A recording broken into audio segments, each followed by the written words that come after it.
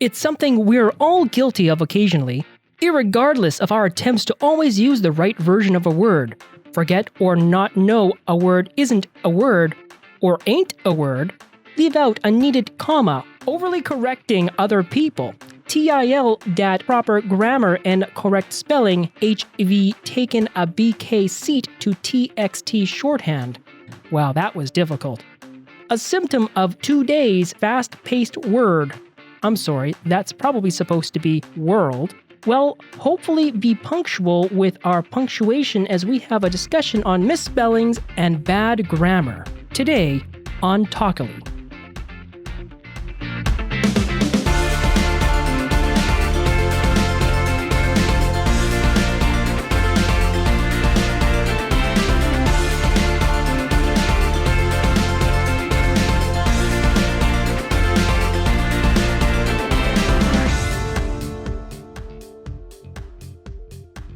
Hello and welcome to today's episode of Talkily. I'm here with Mel. Hi. Cody. Hello. And Laura. Hi, everyone. And today we're talking about bad grammar and bad misspelling. I'm a terrible speller. I usually have to refer back to autocorrect whenever I'm spelling. But from what I've seen and in my own experience, proper spelling and proper use of the correct words, proper grammar are actually quite important. Absolutely. Grammar is the formula that we use to interpret language. When you are using the incorrect word or the incorrect structure, your meaning can be lost. Yeah, I agree. I mean, especially in the written word, I feel like when you're verbally talking to somebody, there's always enunciations, there are visual cues you can take to understand exactly what the person means.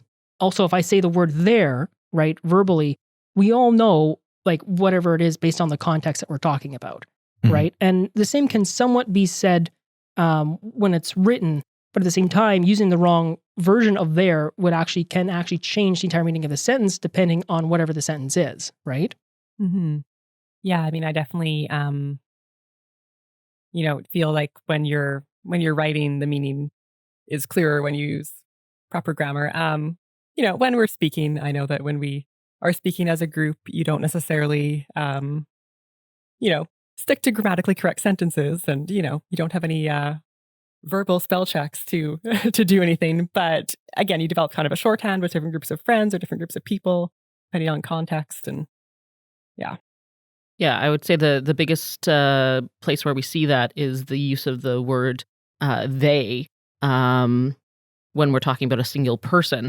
Now, obviously, if you identify as polygender or non-binary, you may prefer the pronoun they. And that's something completely different. But when you're talking about someone who you don't necessarily know their gender and you refer to them as they, you're sort of putting them in this strange two or more person space. So I would say that's where we probably see that the most in the verbal world. Mm-hmm. In terms of writing, you might see he, she, they, if you're being really grammatically correct, or I believe actually a couple of years ago, and you'll probably have to source this, they was brought into the dictionary to refer to as a single entity. I didn't know that, actually. Mm-hmm. Yeah, that's a really interesting case that, I remember in high school or university, you were taught kind of the old-fashioned, when you're writing a paper, you were taught to use he or she, which I hated using. I sometimes refused to use it. I thought it was very cumbersome and just sounded really old-fashioned and sounded like something nobody would actually say in real life. But obviously with some instructors, if that's what they wanted in their papers, you did it, but it just always seemed very clunky. But it was technically the correct way to do it. But yeah, now it is, again, I believe didn't do any the research before this podcast, but I do believe that they, just because it was being used, like you said, in a verbal context to designate somebody whose gender you didn't know, or somebody who was not, did not go by he or she. It's now become accepted in writing as well. But I feel like grammar and language in general kind of tends to change in a personal kind of conversational context, and then it becomes added to dictionaries. It becomes more accepted to use certain words or certain phrasing, as it becomes more common. It's just kind of becomes accepted. But I mean, language is a changing and evolving thing. Even you say in our lifetime or our parents' lifetimes. Well, yeah. Well, let's look at, even if we just look at, for example, the advancement of mobile devices, and text messaging and shorthand. I hate the shorthand so much. Oh, Me too. Me too. Hey, sometimes shorthands, I'm okay with some shorthand. For example, LOL. I love LOL. Yes. I think that's perfectly fine. Yeah. I judge someone on a personal level when they misuse there, or there, or if they type the letter U instead of the word you. You, or you are, right? You're. Yeah. So there's a point where I think shorthand is absolutely fine and acceptable, right? Again, with that. But then we get to the point where I'll get text messages from some people sometimes where the entire thing it's in complete shorthand. Like the whole thing is just one long stretch of shorthand, condensed words, and I'm not even talking like BRB, but I'm talking like things that include numbers and, missing letters. And there are some cases, like for example, word, right? WRD, right? Well, is that word? Is that world? I've never seen that used as world. No. Before. I will say that. Well, maybe I'm just old. I mean, is this now just like elder millennials griping about young children? Yes. The podcast?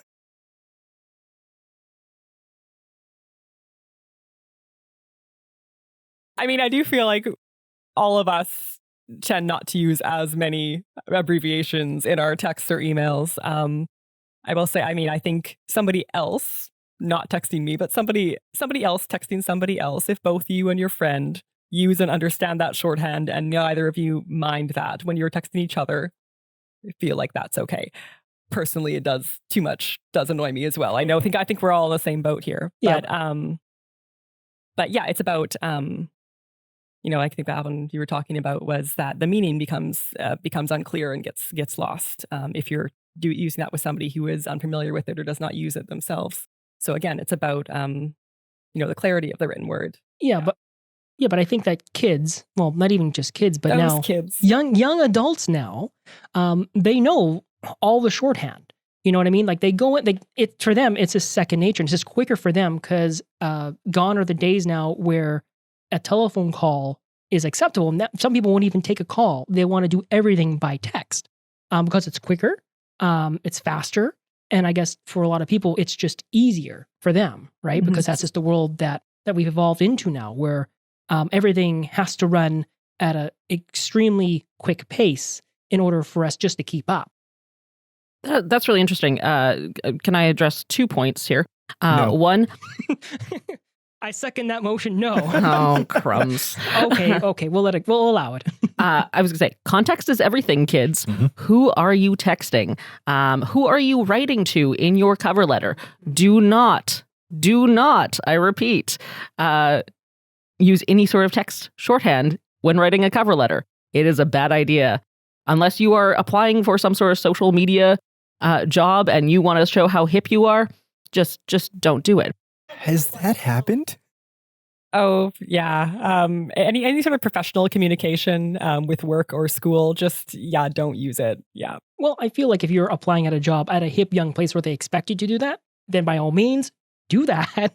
That's, again, it's all within the context, right? You have to know your audience. You have to know whether or not the person you're texting or communicating with is going to understand the shorthand, if they're going to want the shorthand, and whether or not they're going to actually understand what you're saying, right? It's one thing to do shorthand with your buddy or your friend or whoever who uses the same shorthand. It's a completely other thing to use that shorthand when you're applying for a job at a say, a library Or a university, yes. or a university where they would expect you to know how to spell the proper words. Right, and grammar and using complete sentences and things. I think gotten a little bit off topic into the texting shorthand. I mean, I guess it is grammar as well, but yeah. It's a separate language. It is, If we go back to, I hate to bring out Latin, but there is Do you? Okay, no, that's a lie. But you have a more formal structure for Latin, and then there's more of an informal structure, and it really depends on who you're talking to. So again, historically, there's been these two streams. You have the formal writing, and then you have informal writing, and it's about knowing when to use which form of communication. Right. If you're using the informal one with the emperor, you might get beheaded or... Unless you're really chummy. Let's switch gears a little bit and talk about people who are a little, how should I say this delicately? They're grammar Nazis, where we're talking about using... I'm genuinely curious what the undelicate version of that was. Well, that is the term used, right? Where people are overly zealous, I guess, about not just pointing out, I guess, bad grammar, bad misspellings, etc., but where, and I guess everyone's different in terms of their interpretation. Like one person may consider somebody a grammar Nazi and not someone else based on how stringent, I guess, that one person is. But because I've seen it online where you have people who are just simply putting, actually, this is how you spell it. And like, oh, okay, fine. And then other times where it's used as a diss against someone trying to make a point to misspell something. And then another person comments and is actually, it's, they don't even say it's spelled this. They just say, they just put the correct spelling, like there, right? Just as an example, right? They use the wrong there. Or people who will just lunge at the one misspelling and then use that as a whole argument as to why anything that they were saying before doesn't matter or it's invalid because of this one misspelling. Right. Like, it's like a somehow single misspelling, is a marker of their intelligence or something rather than maybe like their finger hit a note on the keyboard or something, I do feel attacked by this segment based around my comments of saying, judging someone based on there. Well, I mean, again, that is something that I do. I will say people on forums that will just comment like the one word, the correction, they need to get a life. Right. That's just not like you're not adding anything. Right. It's not being helpful. It's not adding to the conversation. Yeah. They're just doing it. And some people, I feel like some, again, quote unquote, grammar Nazis do that in real life too. As soon as somebody says anything that's grammatically incorrect, they'll be, actually, it's, so-and-so and I. And, they're just... And it has nothing to do with what you're talking about. It's just, they just feel the need to mention it. And was it pedantics? I think like they just need to say something to one up you somehow almost. Right. But the actual argument gets lost. Yeah. Which is kind of, I don't know. Yeah. I'm not a fan. No. Does proper grammar make someone seem or look smarter? Is that a true marker of intelligence? No, but it does make them seem that way. To other people who put stock in that proper grammar. Yes. So again, context, is it your friends? Is it your boss at work? Is it someone on the internet who feels the need to correct you? Yeah. Yeah. Well, I think it is coming. There is a comeback. There is a comeback for proper spelling, proper grammar, or people just being opportunistic. How do you say it? Opportunistic. Thank you, Cody.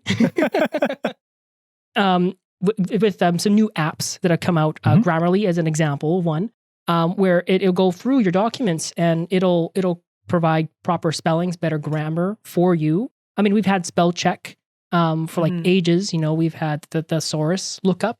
When you want to change a word to make yourself look smarter when you're writing something out. How do I say this? But longer. Yeah, more syllables. No, but I mean, there is a grammar check with the spell check, but I know personally I never would use it because it doesn't seem to really help your grammar all that much. So I would be interested to see if Grammarly really does help with things. I used Grammarly for a bit. Okay. I didn't really notice. It was just like a more handy spell checker because some websites have different spell checks, like Google Docs and Facebook Messenger, for example, will autocorrect, or not autocorrect, underline different words. Especially American spellings. Yes. Right. Yeah, I don't like it when I spell something the British way and it tells me it's wrong. I'm like, no, this is the original spelling. Yeah. The extra U is supposed to be there, guys. Bring back the U, America. Free the U. I'm with you. I hate that you clearly pronounce that as the one letter. I can tell. Thanks again for joining us for a cool discuss on Talkily. Joining me today for Their Bad Grammar was Laura, Cody, and Mel. Intro-outro music is Illuminate by Ethan Rank, found on Artlist. All additional music acquired through Artlist. All images and videos in our show were acquired through Pixabay. Podcasting service is acquired through Spreaker. Please hit that like and subscribe button if you haven't already. If you enjoyed the show, please visit cooldiscuss.com, check out our merch store, or consider making a donation so we can continue producing content.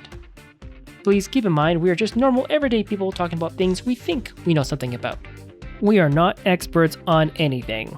Always take everything you read or hear with a grain of salt. Never get all your information from only one place, and always be willing to question. This is AWC thanking you once again for joining us for another cool discuss.